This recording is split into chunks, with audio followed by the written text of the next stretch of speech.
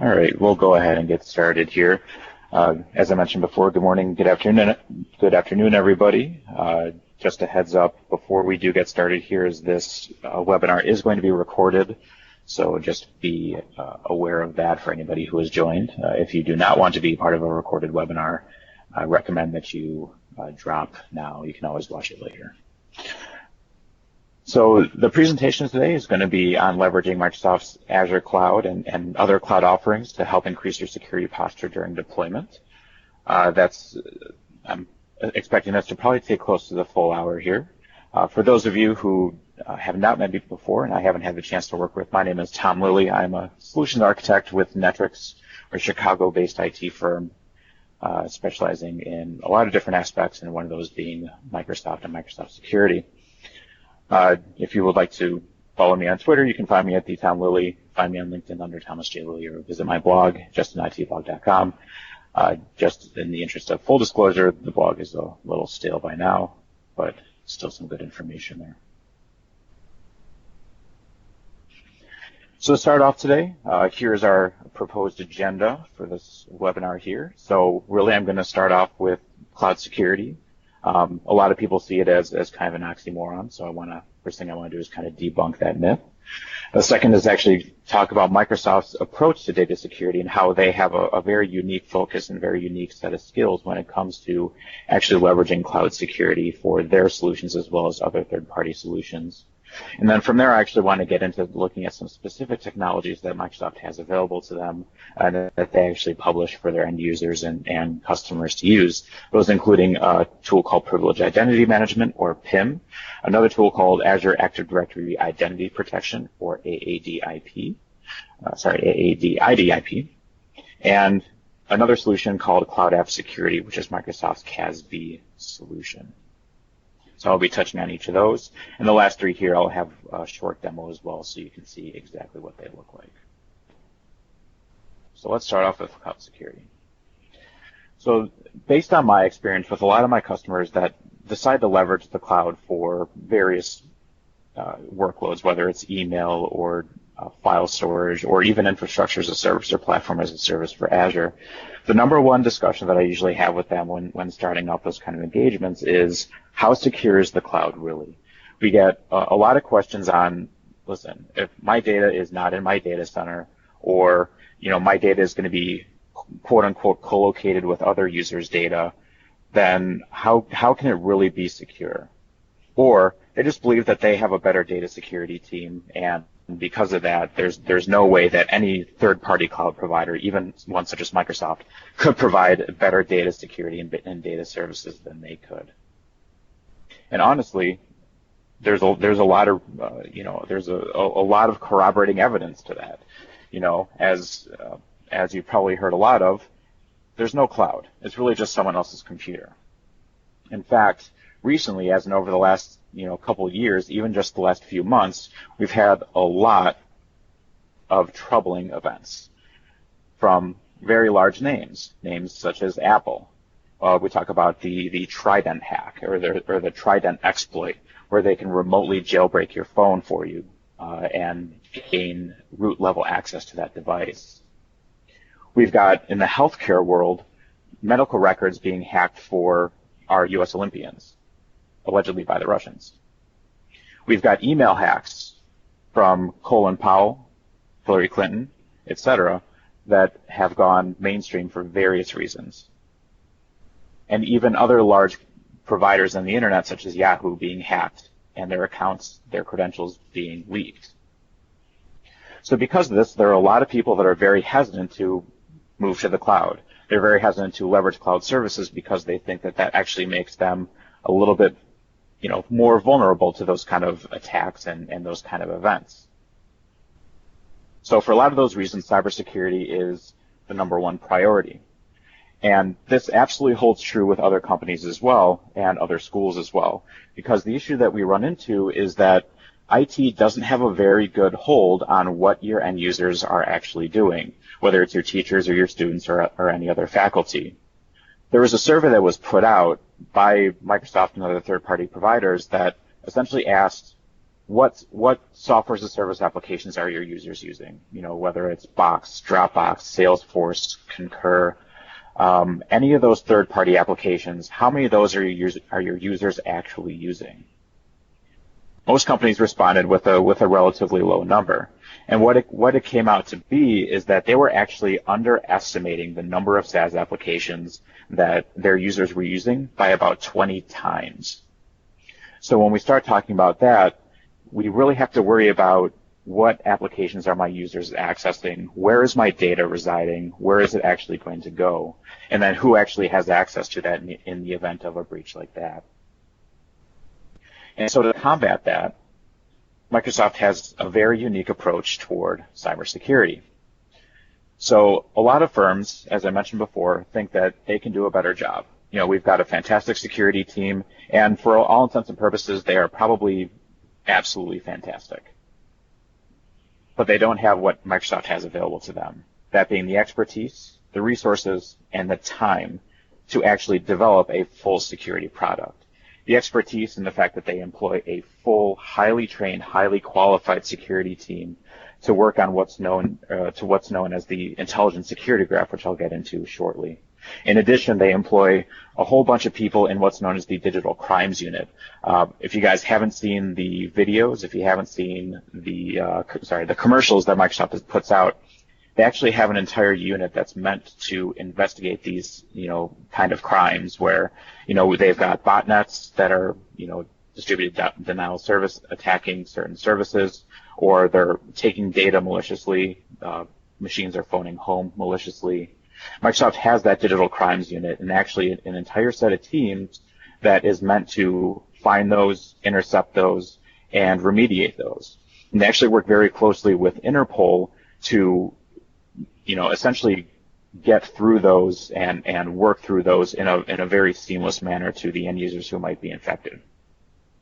For example, earlier this year or late last year, Microsoft found a botnet that was essentially phoning home to a specific IP for a lot of malicious data. Essentially, what was happening is that the devices, they would phone home, and then some piece of malicious code would run on them, and then they could be used for things like DDoS attacks.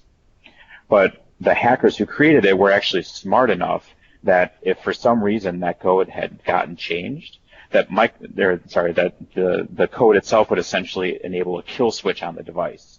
So it's pretty much as soon as that endpoint changes or as soon as somebody tries to remove that code, it bricks the device immediately. So Microsoft, with the help of a lot of other security experts, actually determined that this was going to be the case and tried to work around how to essentially make sure they don't lose millions of devices.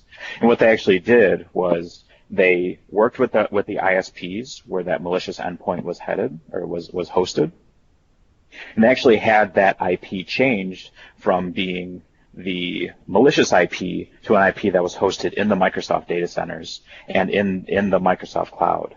And based on that, they were able to talk to all these infected nodes and actually push an all clear symbol to them.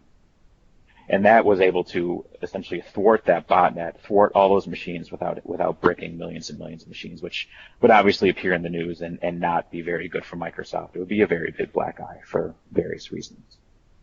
And that ties into the expertise where they've got the knowledge to suss those out. They've got the people that they work with, including Interpol, internet service providers, as I mentioned previously, to actually, figure out how to fix them, who's responsible for them, and a good method for remediation. In addition to that expertise, they also have the resources, as I mentioned before.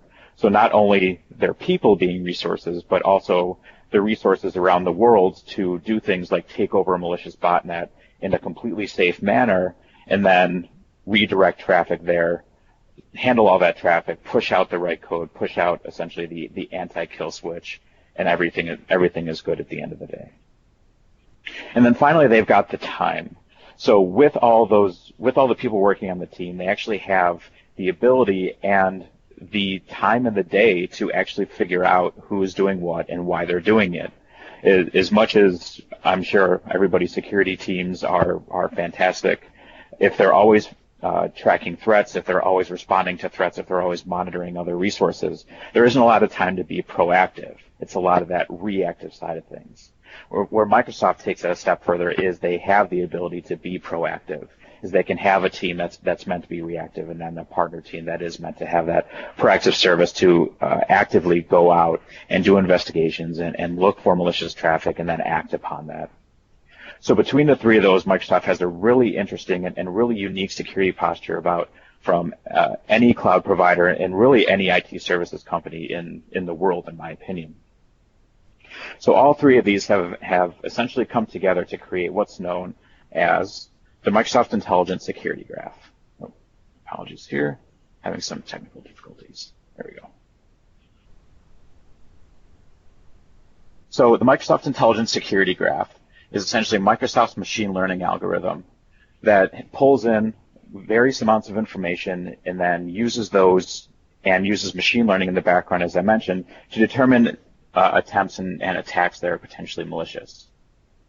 So based on this, or to create this graph, they've worked with a bunch of different pieces of data. So for example, they've got over 200 consumer and commercial services tied into the graph.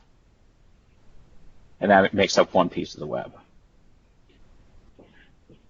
Also, when we think about it, Microsoft is the largest purveyor of Windows updates in the world, as you would expect. So as your machine goes and talks to Windows Update to pull down updates from the internet, all those metrics, all that telemetry is sent back to Microsoft around potentially malicious requests or update failures for various reasons and things like that. They take all that anonymized data and then also aggregate that into the security graph. In addition, if you guys are leveraging Office 365 or any other Microsoft Cloud services, the backend for that is all Azure Active Directory.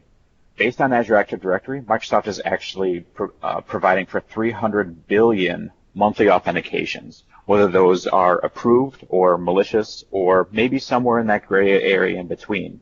And once again, they take all of those and they feed those back into the machine algorithm or the machine learning algorithm to figure out whether they're malicious, whether they're justified, or maybe they're a little bit of both, and maybe that requires a further action.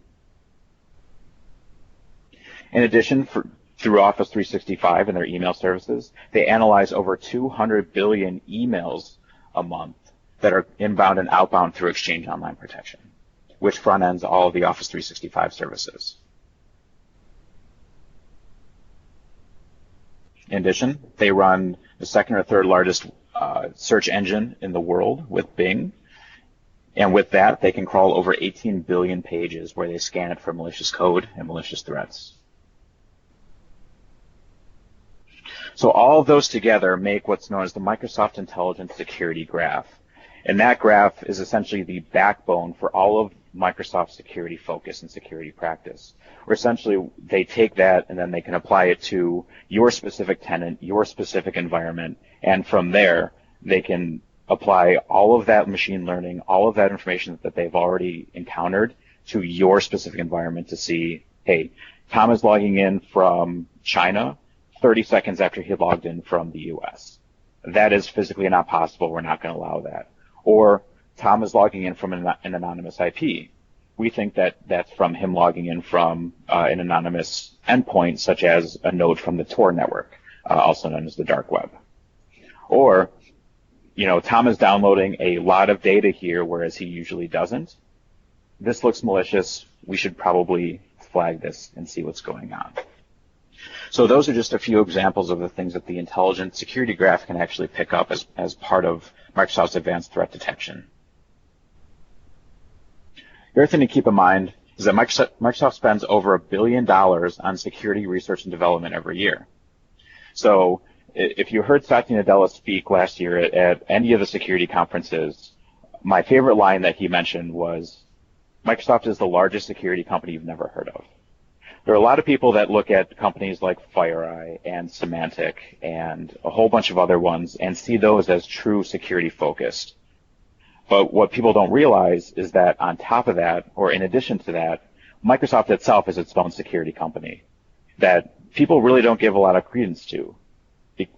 To be perfectly honest, they haven't had a good security record in the past, as you would expect, or as you probably are aware of. But they've absolutely turned that around. And if you noticed on on the screen earlier where I showed all the high-profile attacks, Microsoft was not on that list, whereas other high-profile clients such as Yahoo and Apple absolutely were. So that itself, I believe, lends credence to the fact that Microsoft itself is now one of the major security players in the world. And in addition to the security graph, they've also got a bunch of other offerings that I'll talk about here in a little bit. And then even in addition to the three that I'll dive into significantly, things like Office 365, Azure, Enterprise Mobility and Security, the Operations Management Suite, they're putting out products that have features that are specifically geared around data security. So for example, the Operations Management Suite itself actually has an intelligence pack that you can import that will track your servers and whether they're talking to malicious IPs or getting traffic from a malicious IP. So Microsoft is actually maintaining that database of IPs that it knows are a part of a botnet or it knows are specific endpoints for a given Trojan or anything like that. And what they do is then they see if your servers are talking to that IP or if that IP is trying to talk to you, and we'll actually plot that on a map to say, hey, you've got this malicious IP in Germany that's trying to talk to your machine in, we'll say, Chicago. And based on that, you can actually get a real-time view of any attacks that might be happening against your environment.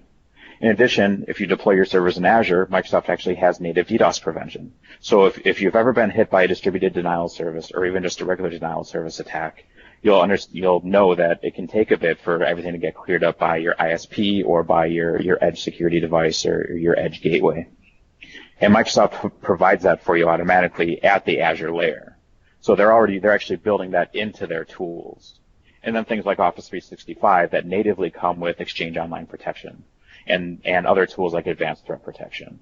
So if you were unaware, Exchange Online Protection actually leverages 3 different anti-spam and anti-malware engines to determine whether a message itself is legitimate or if it's got or if it's spam or if it's got malware attached to it.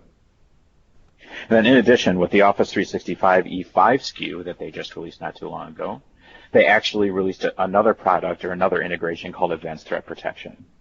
What Advanced Threat Protection does is it actually takes a look at an incoming email, and if it's got a link or it's got an attachment, it can actually act upon that. So for example, with an attachment, it will download that attachment into its own sandbox, into its own detonation chamber is how they refer to it. It'll open it, it'll run the attachment, it'll see whether it does anything malicious like change registry or make calls externally and try to download files automatically and install them. It'll see whether it tries to run with something like elevated permissions automatically. And if it finds that it's doing something malicious based on the security graph that I had just talked about, it actually strips that attachment and doesn't allow it to be sent to the end user.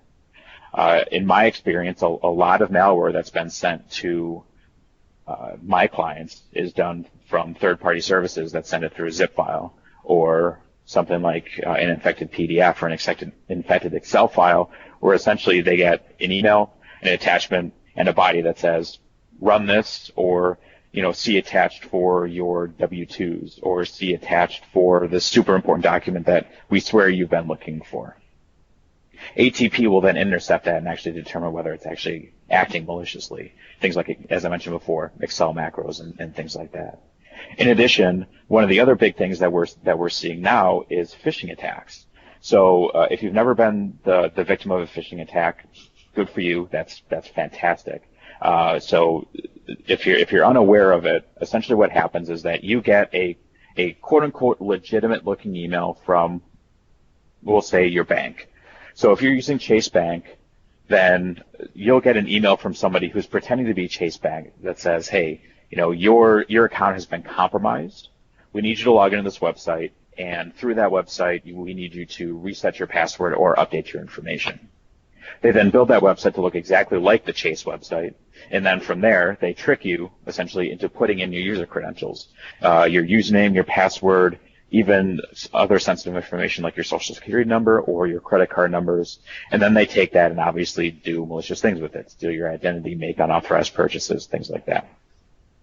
So what Microsoft will do is for any hyperlink that's in those emails is they will actually rewrite that link to be an Exchange Online Protection Exchange Online Protection link.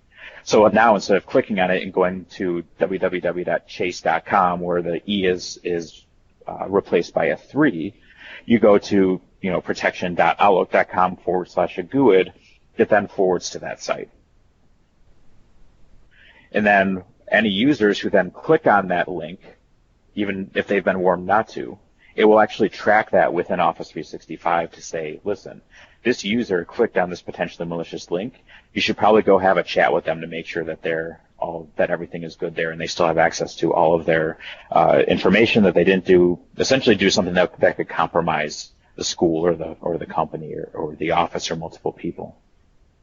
The other nice thing about that is that link does a check every single time that you click on it. So if I received a malicious link, say 6 months ago, that was rewritten by ATP, and maybe it was legitimate 6 months ago. Maybe the way it was written is it actually did forward to the legitimate site to try and rope people in unexpectedly. Now 6 months later, that website has actually now been replaced. What ATP will do is when I click that link, it'll check the current status of that site. So even if it was benign previously, if it's malicious now, it will give me that pop-up that says, hey, this is no bueno. You should not be going to this site. It is malicious. Trust us. We know. So that you've got that real-time protection aspect of that as well. And that's built into Office 365 E5 if you're leveraging Exchange Online for your email. So with those, Microsoft is really making that investment and really developing their security posture over the last several years.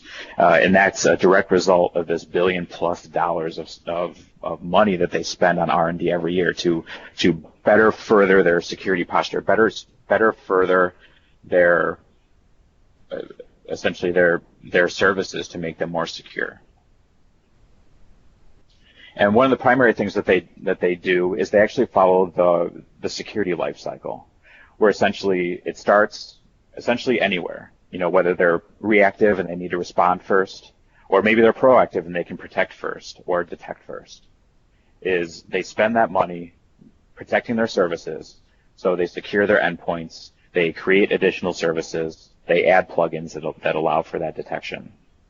And then they go into that detection. They look for specific signals. As I mentioned before, malicious IPs trying to talk to you trying to talk to malicious IPs, unexpected code being run, increased CPU usage, things like that. All those kind of go into the detection model there.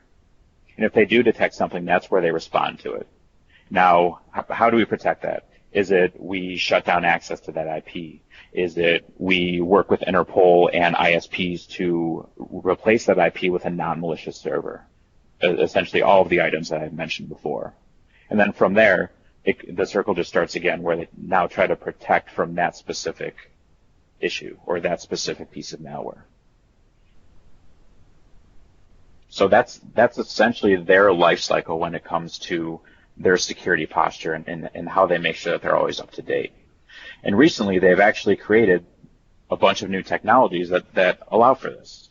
A few of these we're going to cover today. So technologies like Azure Active Directory Identity Protection, which I'll talk about in a little bit, and the same with Privileged Identity Management, or PIM, or PIM's on-premises component, PAM, because they like to be confusing with their names. In addition, if you were unaware, Outlook used to actually be operated on AWS, and then it used essentially a synchronization service to talk to your mobile devices for Android and iOS. That has since been completely moved to Microsoft Azure to be hosted on Microsoft's infrastructure. So there's no more intervening, essentially a broker in between. There's nobody that's going to be in the middle of you and your Outlook app and your email in the cloud. That's all completely handled by Microsoft now. Things like Windows Defender Application Guard, where it can prevent applications from running in suspicious scenarios. Also things like Enhanced Per App Conditional Access.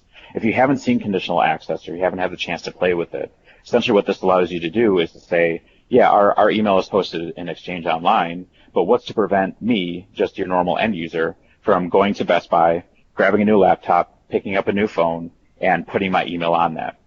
Or on the flip side of that, what's to keep somebody who's not me from picking up a device or accessing this email on my behalf? So that's where it says, great.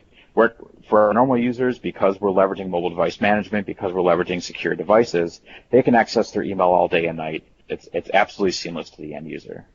However, for anybody who wants to further access that data from an unsecured device, we're going to block them just because we don't know who you are and because we value our data very, very securely, whether that's teacher data, whether that's student data, whether that's any other school-related data or corporation-related data. All that can be protected by conditional access. And that's not just for email.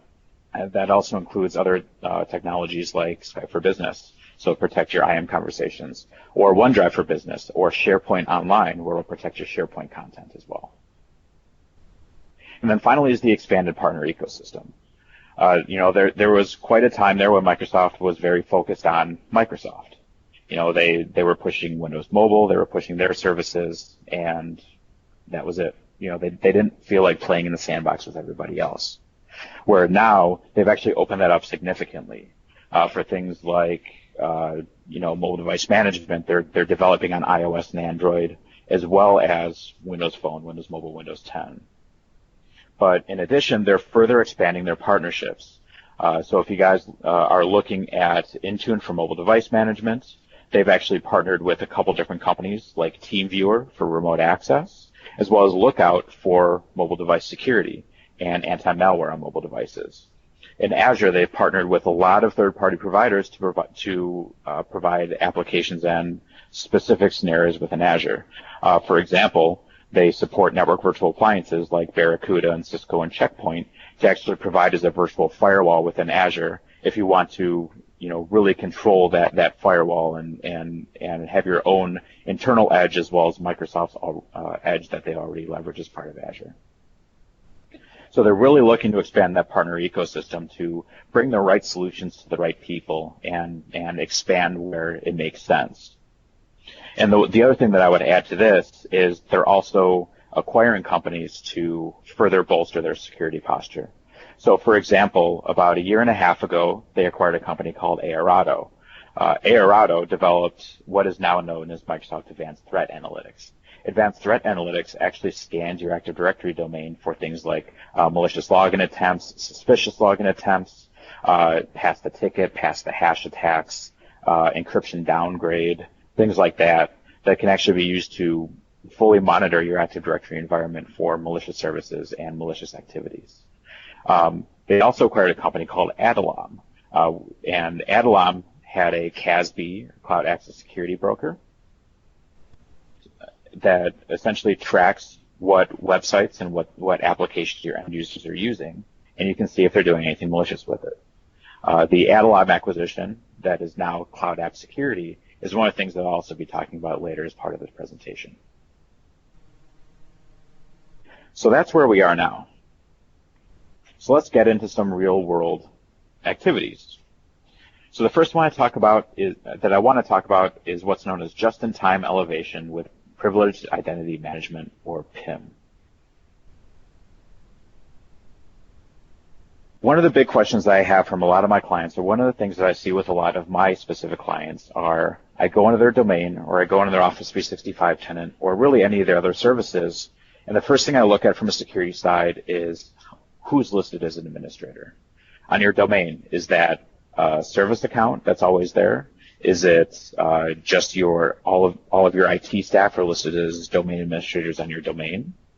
Are there temporary accounts in there that just needed it temporarily for, say, an installation or a security audit, things like that, and now they don't need it, but it was never revoked?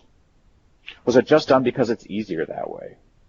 That's probably the number one excuse that I hear when it comes to things like service accounts, is that, the service account really only needs read access to this one directory on this one server, but that was too complicated, so we just gave it domain administrative rights.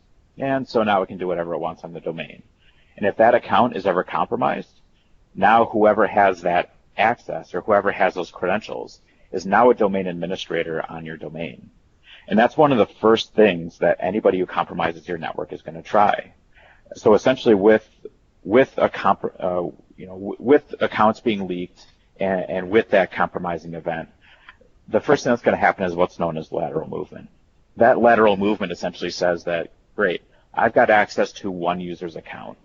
From there, I'm going to explore everything that I can all around me, try to find other accounts, and then move to another one that may have more credentials or more rights than I do.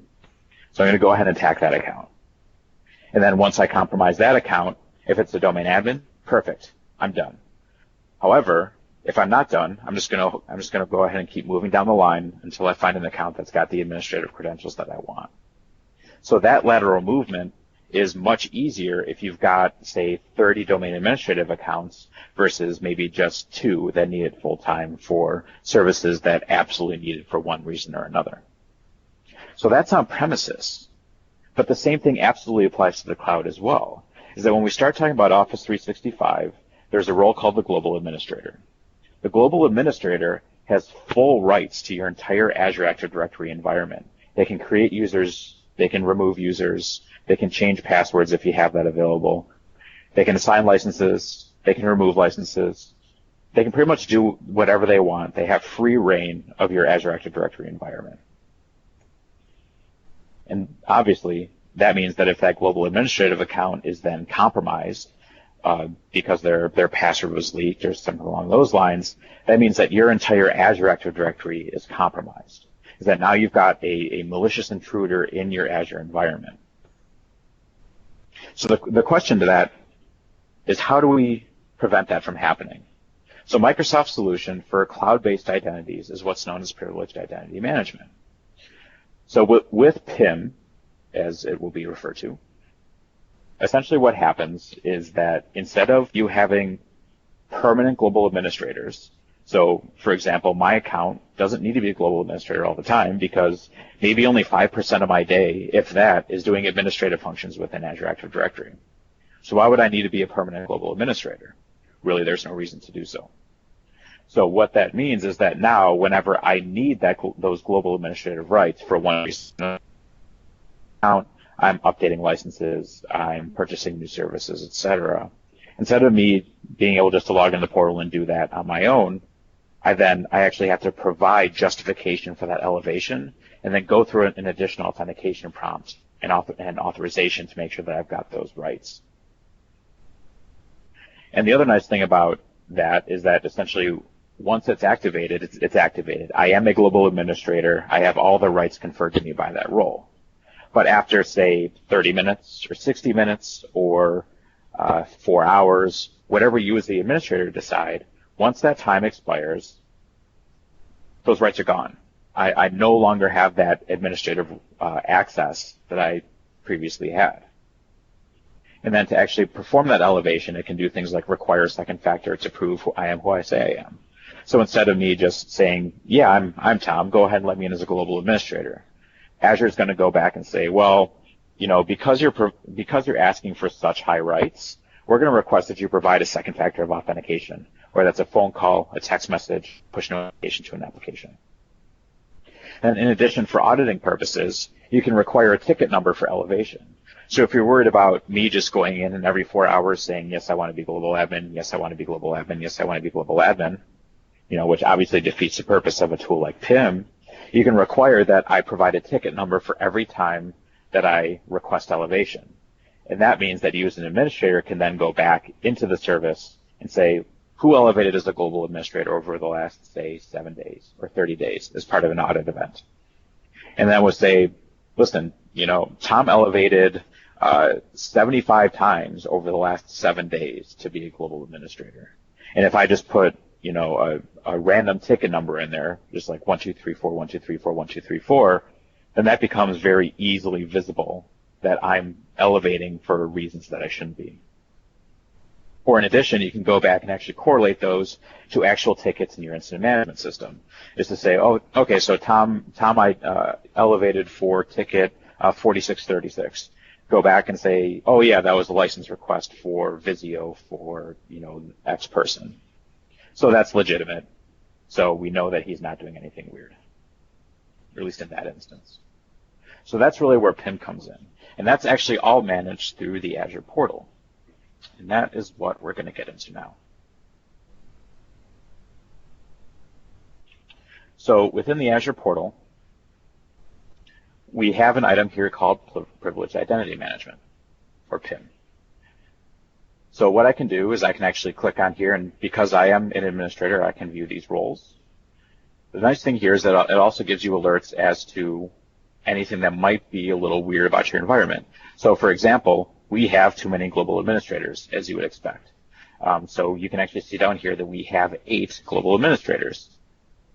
In addition, we have administrators that aren't using their privileged roles. And I can click on that, and we can see that, yeah, I haven't actually elevated as a security administrator since 5/27.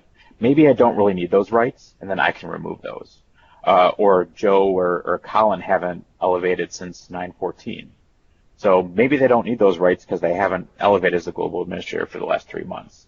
So I can go ahead and just click on any of those and fix the selected. And from there, it'll actually remove those permanent rights. However, if for some reason I do need to elevate, I just go into the Azure portal and go into PIM, as I am here, and there's a little button here that says Activate My Roles. For example, I'm going to go ahead and elevate as a privileged role administrator. So the first thing it's going to ask is that I need to verify my identity.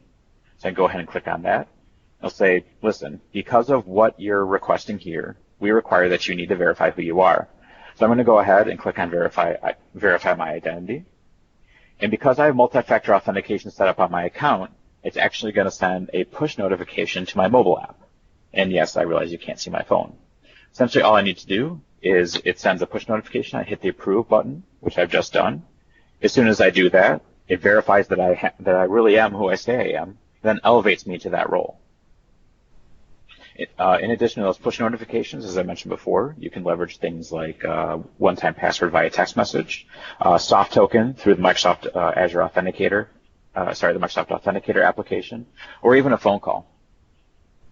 So that now that it knows I am who I say I am, I can go ahead and hit activate. And here's where it's going to prompt me for my reason for role activation. Go ahead and say that this is for a demo. Go ahead and hit OK. And it should go ahead and activate my role, which it has done. If for some reason I actually complete my tasks here, I can also manually deactivate out of this role. Or, as I mentioned before, it will automatically deactivate that role after a given amount of time. So now that I'm elevated, I actually have some additional rights within PIM itself. So if you saw before, the fix selected and dismiss were actually grayed out. It's because you actually need to elevate yourself to be a security administrator to manage any of these items. So now that I've actually elevated myself to be a privileged identity administrator, I can actually go ahead and go through and fix selected here. I'm not going to remove his access because he probably needs that for his customer demos. But the other nice thing is that I can go through our settings here. I can actually take a look at the roles that I have available to me. So these are all of the roles that you can set up PIM for. So right now, these are really focused around the Azure Active Directory roles. This is also going to be rolled out to roles that are leveraged within the Azure portal itself. So for example, here's my global administrator, my overall super administrator within Azure Active Directory, as I mentioned before. From here, we can actually modify this to essentially meet our needs as an organization. So right now, it's set for 1 hour. I can go as low as half an hour here to say that you can only be a global administrator for half an hour at a time. Or if I really wanted, I can kick that all the way up to 3 days to say, yeah, you can elevate, but maybe it's not a big deal for us, so we'll let you be global admin for up to 72 hours at a time. You can also do things like send email notifications to administrators. So here's another piece of that audit trail to say, great, Tom has elevated himself to a global administrator. We should probably let somebody know about that. Do things like require incident request tickets. As I mentioned before, that's that justification for elevation. And then finally is require multi-factor authentication. This here is actually grayed out because of the security policies that are inherent to the global administrative role that we have here. And then in addition to setting that for individuals, we can actually set the default for all of our roles. So no matter what, if I need to elevate to be a billing administrator, these are essentially going to be our defaults, where it's going to require MFA, it's not going to require ticket, but it is going to send a notification. And I can further tweak those for individual roles as we would expect. We also do access reviews. So as I mentioned before, essentially this will set up reviews where it'll say, this user has provided this access or has been provided this access X number of times for the last X number of days. And those are access reviews that you can actually go in and audit on occasion for compliance reasons, or really just as best practice for a security team. So that's privileged identity management. As I mentioned before, there is an on-premises version of this called privileged access management. That's a component of Microsoft Identity Manager, or MIM. That is actually licensed through the Enterprise Mobility and Security Suite. So if you have EMS, you already have access to privileged access management on premises.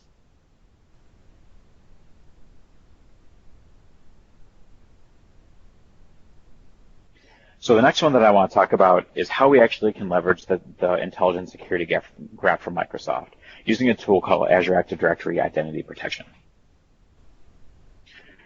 So one of the big questions I get is, as I mentioned before, if I'm in Chicago and all of a sudden a login comes in from China or even comes in from Iowa 30 seconds later, how do I make sure that that's actually a legitimate login? How is it technically possible for somebody to travel from Chicago to Des Moines in 30 seconds? How do I make sure that all my access is coming from accepted IPs, not anonymous IPs? How do I check to make sure that Tom, who has never been to Bulgaria before, all of a sudden logs in from Bulgaria? How do we track that? How do we make sure that those are actually legitimate events? And how do we report on those? It's probably the number one question that I get when we start talking about cloud authentication. And that's where that intelligent security graph comes in, where because you're authenticating against Azure Active Directory for those services, it actually monitors those authentications and where you're coming from and a bunch of other claims, and then can plug those into the graph, use that learning algorithm to determine whether that's malicious or whether that should be accepted. In addition, if you're licensed for it, it can also provide things like step-up MFA or step-up password reset. So one of the things that Microsoft does is they actually troll the dark web and sites like Pastebin to essentially look for leaked credentials. So for some of the higher profile hacks like Target or Ashley Madison or any of the other ones that actually exposed account credentials, both usernames and passwords, Microsoft will actually download all of those lists that get published for malicious reasons. And if your work or school account is in that list, they can actually use Azure AD Identity Protection to flag that, to say, listen, you signed up to Adobe, just using a well-known service, with this account. Because Adobe was hacked, and because your email and password, or even password hash, were part of the leaked credential list, you need to change your password. So it's going to see that as a high-risk security event. And then the next time you go to log into those services, into the Azure services that is, it's actually going to force you to reset your password, in addition to forcing you to provide a second factor of authentication. Because if somebody has your password, what's to keep them from logging into you and potentially wreaking havoc in an environment? It's a very real issue that we've run into with a bunch of our clients here. And then in addition, you can target that to specific users or all users. So maybe you don't care about your students who are using Office 365 because they really have no access to data. Maybe you really only care about your faculty. Or maybe you want to get even more granular and say, maybe you only care about your IT staff. It's all up to you and how you create your security policies. So you can actually target this to maybe exclude a certain group of users or only include a specific group of users. So based on that, you don't have to worry about getting false positives from, students who are, maybe aren't doing anything malicious, but maybe they sign up for a lot of services using their school account, and all of a sudden Adobe gets breached, and now you get 1,600 alerts that your students' accounts have been breached, or that their accounts have been leaked. My apologies. So you can target this for all or some users. It's not an all or nothing thing. So let's actually take a look at how Azure AD IDP looks. So once again, we're going to go back into the Azure portal, probably noticing a theme here. And here we have a blade for Azure ID protection. So this is out of our test tenant. And you'll see we actually have a few items here. So things like we've got users who aren't registered for multi-factor authentication. If we need to verify exactly who they are, they absolutely need to be registered for multi-factor authentication. So that itself is a medium risk, because that could be a significant issue. And I can actually click on this and get more information about who's not registered for multi-factor authentication. In addition, things like unmanaged applications. If my users are accessing specific applications, such as LinkedIn or SurveyMonkey or GitHub, Expensify, etc., that are not being managed by my IT department, maybe that's cause for concern. That's where we get into something like shadow IT, which is what we'll talk about here in a second with cloud app security. I can also look at my historical risk events. So I can see that I've got a few sign-ins from anonymous IPs, or impossible travel to atypical locations, or sign-ins from unfamiliar locations. And I can actually take a look at these and see that, hey, Jay was in Atlanta. Jay's never signed in from Atlanta before. Or Rich Lilly Admin signed in from the Netherlands. Rich has never been to the Netherlands. Why would he be signing in from there? So I can actually take that and then do some further forensic analysis based on that to see why it was showing up that he was signing in from there. And in addition, as I mentioned before, during the sign-in events, it can actually step up, prompt him for MFA, or even step up, require him to change his password based on the individual risk of that specific event. So the other nice thing that I do want to point out about Azure Active Directory Identity Protection is that the detection side of things, so essentially this graph, these vulnerabilities, these risk events, you can enable for free for your Azure Active Directory environment. So you can actually enable this without paying a dime and essentially get a good idea of how your environment is behaving, how your users in your environment are behaving, things like that. If you then determine that there are enough malicious events to warrant it, then you can start looking at actually using the paid service to do step-up MFA, step-up password changes, things like that. So highly recommend that you leverage this in your environments or if you're using Azure Active Directory as your identity plane. And now we're getting a little short on time, so I will finish up with the last item on here, which is cloud app security. So you probably heard a lot of terminology thrown around, and a lot of times what we hear a lot of is shadow IT. Are you worried about shadow IT? Is shadow IT a big issue in your environment? So the number one question that I get from a lot of my clients is, what is shadow IT? Because it's a term they're not familiar with. So shadow IT is essentially your users using unauthorized applications. So that's, hey, as a school, we use Google Apps. As a school, we use Office 365 and OneDrive for Business for file shares or Exchange Online for email. But at the same time, we've got a lot of users that are, say, using Box or Dropbox to share files, or they're using Google Apps where they should be using Office 365. Because, end users like to tinker with things, and they're not always going to follow the rules. I've never been in an environment where every single end user does what they're supposed to do. So that is the definition of shadow IT. Shadow IT is your users using essentially services that you are unaware of. And the issue with that is that those services can then be used to do malicious things, like offloading data. If you're worried about your teachers leaving and taking protected content, or you're worried about your students taking protected content, they can essentially take that data out of their OneDrive for Business or out of their Google Apps and then put it in a Dropbox personally, and then now they've taken that and you have no idea. But you trust your users, right? How do you make sure that you're actually storing the right amount of data? How do you make sure that they're storing the right type of data? Do you want your cloud services to have social security numbers in their documents? If you have documents that are classified using data classification, do you really want that to be in a non-secure location? So that's where Cloud App Security comes in. So Cloud App Security, as I mentioned before, was an acquisition of Avalon by Microsoft. And it's essentially their CASB solution, or a Cloud Access Security Broker. So what it does is it actually takes a look at your edge devices. And because your edge devices are essentially the gateways in and out of your schools and your organizations, it tracks the activity of everybody going to those services. So it takes a look at the destination IP of whatever service you're trying to hit, whether it's Dropbox or Box. And then it actually compares that to a database of over 13,000 applications. So based on that database, it's got a pretty good idea of who's trying to access what. And based on that, you can see that, hey, Tom is accessing Dropbox even though he should be using OneDrive for Business. And the nice thing is that they also have a bunch of API integrations. So as I mentioned before, they've got integration with Box, ServiceNow, AWS, Google Apps to actually get better visibility into what the users are actually doing within those environments. Now, obviously, the big one is they've got access to Office 365, which hopefully a lot of you guys are using. And the nice thing is that it offers some enhanced integration. So being able to scan files for PHI and PII, if you're worried about that. And the big thing that I like to talk about is that there are 0 API limits.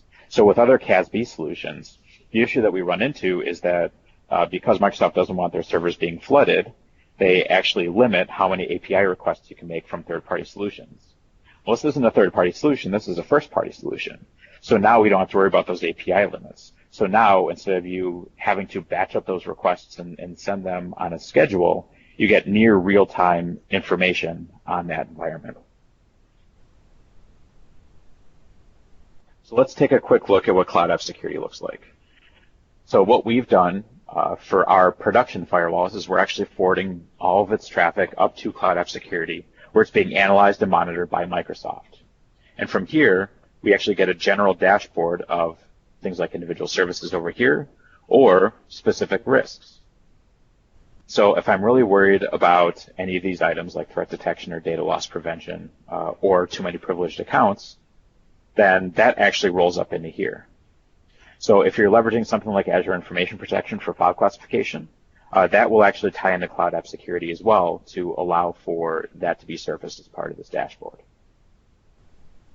Or if I'm worried about things like data loss prevention, I can see that, hey, I've got a single user who 3 days ago downloaded a massive amount of information from OneDrive for Business. If all of a sudden 3 days later they quit, or if they were just told that they were being let go and all of a sudden I see this event, I know that they're probably taking protected information from my environment. So this would be an event where I would take a look at it and maybe I need to go have a discussion with that user. Now, because there may be sensitive information in some of these alerts, I'm not going to go into any of the specific ones, unfortunately. But just be aware that this is absolutely an option, and this is Microsoft's Cloud Access Security Broker solution.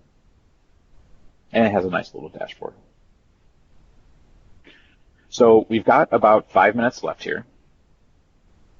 And so the next thing that I did want to bring up is our next, and I believe final webinar session, and Simon, keep me honest here, which is going to be on security, identity, and access for students and faculty. And that is going to be next Friday, December 16th. And that is all that I had for today. At this point, I will open it up for any questions or comments in the last 5 minutes that we have. If there are none, then I will give everybody 5 minutes of their day back. If you'd like to have any questions, please pop them into the IM box. So, sorry, Simon, you were breaking up there. If there is any questions, please put them in the IM box or unmute, and we'll try and help best we can. This recording will be posted on the Azure 123 website as well as a copy of the slide deck. Our contact details are on there, so if there is any questions or follow-up, please do. But if not, everyone have a great weekend. Thank you for joining. Hope to see you next week. Yep. Thank you very much, everybody, for joining.